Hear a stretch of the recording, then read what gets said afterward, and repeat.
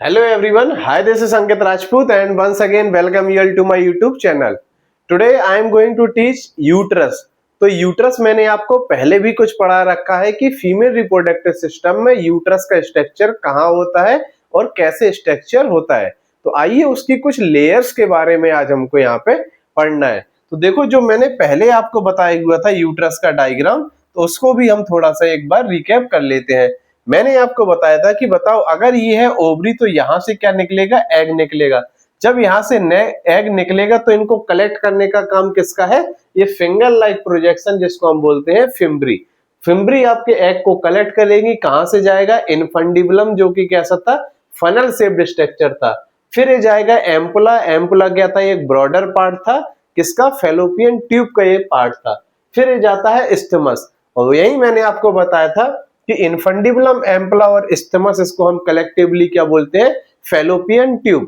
Fallopian tube का ही आपकी NCERT में नाम क्या दिया गया है, ओविडक्ट, जो कि कितने 10 से 12 सेंटीमीटर की होती है। फिर ये आपका जाएगा यहां से फेलोपियन ट्यूब। फिर ये वाला जो पार्ट है इसको हम क्या बोलते हैं, यूट्रस। बताओ, कहीं पे भी अगर कोई कैविटी है तो हम उसकी क्या बोलने लगेंगे, यूट्रस की। अगर यूट्रस में अगर कोई कैविटी है तो उसको बोलते हैं हम यूट्राइन कैविटी। तो ये जो हॉलो स्पेस है इसको हम क्या बोलते हैं, यूट्राइन कैविटी। यूट्रस के अपने तीन पार्ट, ये होता है फंडस पार्ट, ये होता है बॉडी पार्ट, और ये होता है सर्विक्स पार्ट। क्लियर। तो यूट्रस के मैंने आपको तीन पार्ट बताए हुए थे, फंडस, बॉडी बोलो या फिर उसी को बोलते हैं कॉर्पस, और सर्विक्स। फिर मैंने आपको बताया था जो इम्प्लांटेशन होता है वो इधर पे होता है, यानी बच्चा कहां पे 9 महीने तक रहता है, यहाँ पे रहता है। फिर इसको किन दो कैनाल से पास होना होगा, ये पास होगा आपकी सर्विक्स से। तो सर्विक्स की कैविटी को क्या बोलते हैं हम, सर्वाइकल कैनाल। और किससे पास होगा, वेजाइना। तो वेजाइना प्लस सर्वाइकल कैनाल को या फिर सर्विक्स को हम क्या बोलते हैं, बर्थ कैनाल। तो याद रखना, वेजाइना प्लस सर्विक्स को हम क्या बोलते हैं, बर्थ कैनाल। ये मैं आपको बहुत पहले के लेक्चर में आपको बता चुका हूं। तो आइए आज हम देखते हैं यूट्रस की अपनी लेयर्स होती हैं। यहाँ पे कौन सी लेयर होगी, इसको मैंने अलग से एक डायग्राम में समझा रखा है। तो ये देखो, मान लो ये है आपका यूट्रस, ये है यूट्रस। तो बताओ, यूट्रस का ये वाला पार्ट है, ये कौन सा पार्ट हो जाएगा, ये वाला पार्ट है आपका फंडस पार्ट। क्लियर है। और फंडस कैसा होता है हमारा, डोम शेप्ड होता है। जिस प्रकार का आपका डायफ्राम होता है उसी प्रकार का ये भी होता है। तो डोम शेप्ड क्या होता है, ये फंडस। उसी प्रकार का क्या होता है आपका डायफ्राम, जो कि यहाँ पे जो हमें डिवाइड करता है थोरेसिक कैविटी और एब्डोमिनल कैविटी को। तो जो डायफ्राम होता है वो भी कैसा होता है, डोम शेप्ड। तो ये भी आपका फंडस भी कैसा हो जाएगा, ये भी हमारा डोम शेप्ड का होता है। क्लियर यहां तक। फिर मैंने आपको बताया था ये जो पार्ट है, ये हमारा पार्ट क्या है, इसको हम बोलते हैं कॉर्पस बोलो आप, या फिर इसी को आप क्या बोल सकते हो, बॉडी पार्ट। तो ये जो पार्ट है ये क्या है, कॉर्पस या फिर बॉडी। और ये वाला पार्ट, ये पार्ट क्या है, ये है सर्विक्स। बताओ, सर्विक्स की कैनाल को हम क्या बोलेंगे, ये जो हॉलो कैविटी है इस कैविटी को क्या बोलते हैं हम, सर्वाइकल कैनाल। तो ये हो गई आपकी सर्वाइकल कैनाल। ठीक है। और ये जो पार्ट है ये क्या है, वेजाइना। तो मैंने आपको अभी बताया थोड़ी देर पहले कि आपका इम्प्लांटेशन इधर होगा, तो किसको क्या पास करेगा, इस सर्वाइकल कैनाल को पास करेगा और वेजाइना। तो सर्विक्स प्लस वेजाइना, इसी को हम क्या बोलते हैं, बर्थ कैनाल। क्या बोलते हैं, बर्थ कैनाल।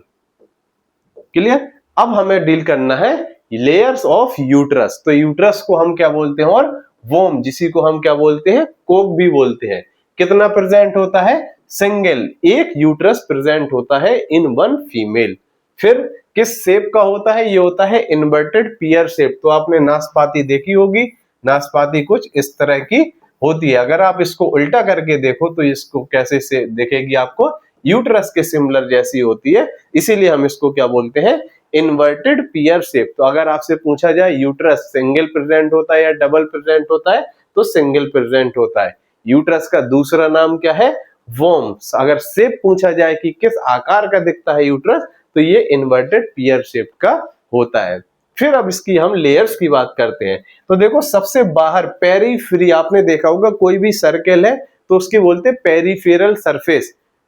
पेरिफेरी की तरफ, जो बाहर की तरफ प्रेजेंट है, उसको हम क्या बोलते हैं, पेरीमेट्रियम। तो अगर आपसे कोई पूछे पेरीमेट्रियम बताओ इनर लेयर है कि आउटर लेयर, ये हमारी कैसी है, आउटर लेयर, जिसको हम क्या बोलते हैं, पेरीमेट्रियम। मतलब मायोमेट्रियम, मेट्रियम मतलब ही होता है मसल्स, तो ये हो गया पेरीमेट्रियम। तो मेट्रियम मतलब क्या हो जाएगा, मसल्स। जो पेरीफेरी की तरफ है वो क्या हो गई, पेरीमेट्रियम। फिर आता है मायोमेट्रियम, जो अभी थोड़ी देर पहले मैं कंफ्यूज हो रहा था। तो मायोमेट्रियम क्या है, मायो मतलब क्या हो गया, ये मिडिल यानी बीच में हो गई, तो बीच की लेयर को क्या हो बोलेगा, मायो। और मेट्रियम से क्या होता है, मेट्रियम मतलब ये होता है मसल्स। तो ऐसी मसल्स जो कहा मिडिल में प्रेजेंट है, इसको क्या बोलेंगे हम, मायोमेट्रियम। फिर इंडो, इंडो मतलब क्या होगा, अंदर की तरफ, और मेट्रियम से क्या हो जाएगा, मसल्स। याद रखना मेट्रियम का मतलब ये होता है मसल्स। तो बताओ पेरी मतलब बाहर की तरफ जो प्रेजेंट है वो क्या हो गई, पेरीमेट्रियम।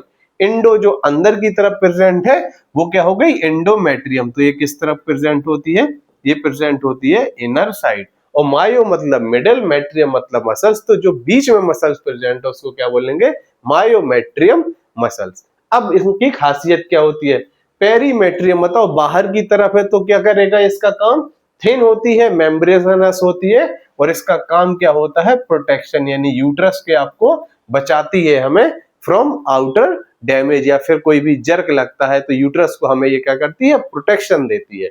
तो पेरीमेट्रियम कैसी होती है, थिन मेम्ब्रेनस होती है, काम क्या करती है, प्रोटेक्शन का। क्लियर। फिर बात करते हैं मायोमेट्रियम। तो मायोमेट्रियम बीच में प्रेजेंट होती है, और इसी में प्रेजेंट होती है आपकी स्मूथ मसल्स। कौन सी मसल्स, स्मूथ मसल्स प्रेजेंट होती हैं। और इन स्मूथ मसल्स का काम क्या होता है, डिलीवरी कराना। तो जब यहाँ पे 9 मंथ की प्रेगनेंसी कंप्लीट हो जाती है, यानी जेस्टेशन पीरियड कंप्लीट हो जाता है, यानी ये बच्चे ने पूरा क्या है, 9 मंथ अपने माँ के पेट में गुजार लिया है, फिर इसका क्या होता है, बर्थ होता है, यानी क्या होती है, डिलीवरी होती है। किसके थ्रू होगी भाई, बर्थ कैनाल। तो जब ये इधर पे इसको क्या है, डिलीवरी होनी होती है, तो ये जो मसल्स प्रेजेंट है ये किसकी बनी होती हैं, स्मूथ मसल्स। तो इन्हीं स्मूथ मसल्स में क्या होता है, भयानक कंट्रैक्शन होता है, जिसकी वजह से बच्चा क्या है, बाहर प्रेशर लगने से बाहर एक्सपेल्ड आउट होता है। तो बताओ किन मसल्स में कॉन्ट्रैक्शन होता है, मायोमेट्रियम मसल्स में कॉन्ट्रैक्शन होता है। ये किसकी बनी होती है, स्मूथ मसल्स की बनी होती है। ड्यूरिंग डिलीवरी जब यहां से क्या है, कॉन्ट्रैक्शन होता है, तो यहाँ एक प्रेशर क्रिएट होता है, जिसकी वजह से बच्चा क्या है, इधर से बाहर आता है। इसी को हम क्या बोलते हैं, पार्टुरेशन या फिर delivery of the baby. Clear. फिर जो एंडोमेट्रियम ये कैसी होती है, ग्लैंडुलर होती है। ग्लैंडुलर है मतलब क्या होती है, सीक्रेशन, इसमें हाई रिच ब्लड वेसल्स की सप्लाई होती है, और ये कहां, सबसे अंदर साइड में प्रेजेंट होती है। और याद रखो ड्यूरिंग मेंस्ट्रुअल ब्लीडिंग यही आपकी एंडोमेट्रियम स्लग आउट होकर क्या होती है, ब्लीड करके हर 28 डेज की साइकिल में ब्लीड आउट होके बाहर आ जाती है। तो एंडोमेट्रियम क्या है, मेंस्ट्रुअल साइकिल के टाइम पे हर 28 डेज में ब्लीड आउट होके बाहर आ जाती है, अगर प्रेगनेंसी स्टेबलाइज नहीं होती है। अगर प्रेगनेंसी यहाँ पे स्टेबलाइज हो गई तो एंडोमेट्रियम आपकी बनी रहती है 9 मंथ तक, और इसमें रिच ब्लड सप्लाई होती है, और एक कैसी होती है, बहुत ग्लैंडुलर होती है। क्लियर। तो आई होप कि आपको तीनों लेयर जो यूट्रस की प्रेजेंट है इसको समझ में आ गया होगा, मायोमेट्रियम, एंडोमेट्रियम, पेरीमेट्रियम। पेरी से पेरीफेरी बाहर की तरफ प्रेजेंट होती है, एंडोमेट्रियम आपकी बीच में प्रेजेंट होती है, सॉरी मायोमेट्रियम आपकी बीच में प्रेजेंट होगी, और endo that means inner side में प्रेजेंट होती है, कौन सी, एंडोमेट्रियम। यही मेंस्ट्रुअल साइकिल के दौरान बाहर आती है, यानी ब्रेक डाउन होता है, और ये क्या है, मेंस्ट्रुअल साइकिल के दौरान ब्लीडिंग के थ्रू बाहर आ जाती है। फिर 28 डेज में डेवलप्ड होती है, फिर अगर प्रेगनेंसी स्टेबलाइज नहीं हुई तो फिर 28 डेज में एज ए मेंस्ट्रुअल ब्लीडिंग बाहर आ जाती है। क्लियर। तो अब हम देख लेते हैं जो आपकी एनसीईआरटी में जो भी दिया गया है यूट्रस को लेके। तो आई होप कि ये आपको थोड़ा थोड़ा दिख रहा होगा। क्लियर। ये मैं आपको पढ़ देता हूं, आपको समझ में आ जाएगा।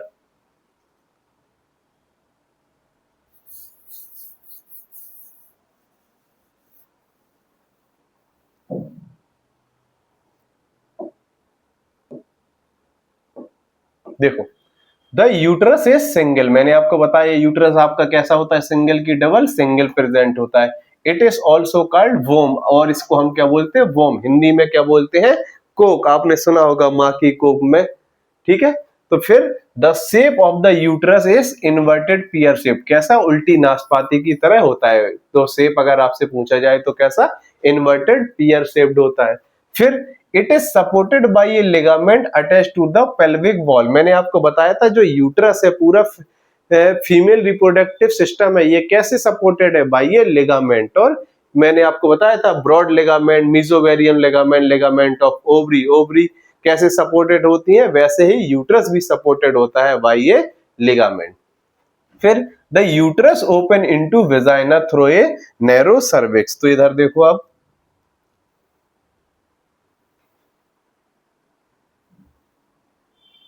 बताओ।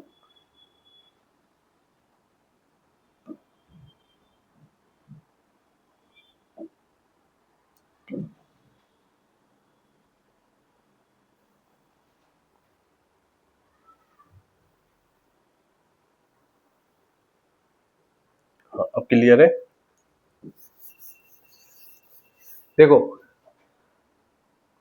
The uterus open into vagina through a narrow cervix. तो ये हो गया आपका यूट्रस वाला पार्ट। तो बताओ वेजाइना में ये कैसे खुलता है, बाय ये नैरो सर्विक्स, जिसके को हम क्या बोलते हैं, सर्वाई, इसकी कैविटी को क्या बोलते हैं हम, सर्वाइकल कैनाल। तो बताओ यूट्रस अगर आपसे पूछा जाए यूट्रस किस कैनाल के थ्रू वेजाइना में खुलता है, तो ये होता है cervical canal.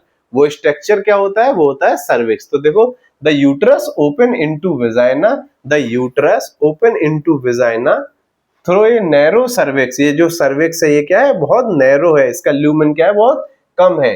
Through a narrow cervix the cavity of the cervix is known as cervical canal. वही मैंने आपको यहाँ पे समझाया हुआ था कि ये जो सर्विक्स है इसकी कैनाल को हम क्या बोलेंगे, सर्वाइकल कैनाल। फिर आते हैं with along with form the birth canal. तो बताओ सर्विक्स प्लस वेजाइना को मैंने आपको बार बार बताया, इसको हम क्या बोलते हैं, birth canal. The ball of uterus has 3 layer of tissue, the thin क्या है, एक्सटर्नल, थिन क्या है, मेम्ब्रेनस। तो मैंने आपको बताया जो पेरीमेट्रियम होती है ये कैसी होती है, थिन मेम्ब्रेनस। काम क्या होता है इसका, प्रोटेक्शन। तो इसको हम क्या बोलते हैं, पेरीमेट्रियम। मिडिल में जो होती है ये क्या होती है, थिक होती है, एंड इसको क्या बोलते हैं, मायोमेट्रियम। और inner glandular layer known as endometrium line the uterine cavity. तो जो यूट्राइन कैविटी में सबसे अंदर लेयर होती है ये कौन सी होती है, इंडोमेट्रियम।